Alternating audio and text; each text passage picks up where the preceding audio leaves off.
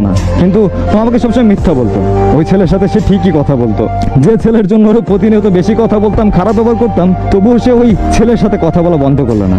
এত কিছু হওয়ার পরও যাকে বোঝাতে পারি নাই, তার থেকে আমি নিজেই সরে আসছি, কথা বলা অফ করে দিছি। রাগে অভিমানে ওর কাছে ফিরে যায়নি, ও আর ফিরে আসে নাই। কিন্তু ও সবসময় সবার কাছে বলতো আমি নাকি ওর সাথে অনেক বাজে বিহেভ করতাম, কিন্তু কি কারণে ওর সাথে বাজে বিহেভ করতাম সেটা বোঝাইতে পারি নাই। যে আমাকে এতটা ভালোবাসছে, সে একটা সময় এসে আমাকে বলছে যে তোর জন্মের দোষ আছে। এই কথাটা বলার পর ওর সাথে আমি আর কোনো কন্টাক্টই রাখি নাই। তারপর যা বুঝলাম, আমার প্রতি ওর যে ভালোবাসাটা ছিল তা মরে গেছে, তার বিয়ে হয়ে গেছে, কিন্তু সে আমাকে জীবন্ত লাশ বানায় দিয়ে চলে গেল। এই গল্প থেকে কি শিখলাম আপনারা? সম্পর্কে যখনই তৃতীয় পক্ষ আসবে, দেখবেন একটা সময় ওই সম্পর্কটা শেষ হয়ে যাবে, সে যতই সুন্দর সম্পর্ক হোক না কেন।